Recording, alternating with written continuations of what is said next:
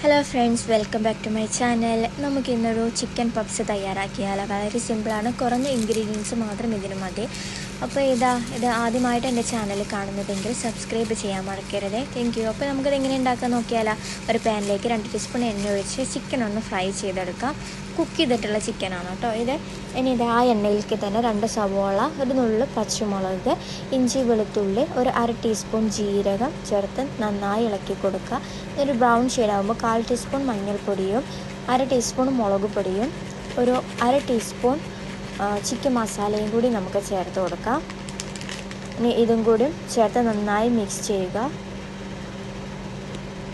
ഇനി ഇതിലേക്ക് ഒരു ടീസ്പൂൺ ടൊമാറ്റോ കെച്ചപ്പും കൂടി നമുക്ക് ഒഴിച്ച് കൊടുക്കാം. നല്ലൊരു ഫ്ലേവർ കിട്ടും. എന്നിട്ട് നമ്മൾ കുക്ക് ചെയ്ത് വെച്ചിട്ടുള്ള ചിക്കനും കൂടി ഇതിലിട്ട് കൊടുക്കാം.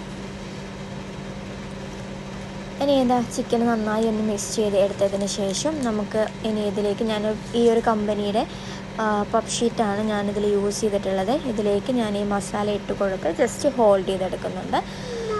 അപ്പോൾ ഇങ്ങനെ ഓരോന്ന് നമുക്ക് ഹോൾഡ് ചെയ്തിട്ട് എടുക്കാം. ഇനി അവസാനം ജസ്റ്റ് ഒന്ന് എഗ് വാഷ് ചെയ്ത് കൊടുക്കാം. എന്നിട്ട് 250 ഡിഗ്രി ടെമ്പറേച്ചറിൽ ഞാൻ ബേക്ക് ചെയ്തെടുക്കുന്നത്. അല്ലാത്തവർക്ക് എണ്ണയിൽ പൊരിച്ചു എടുക്കാം കേട്ടോ.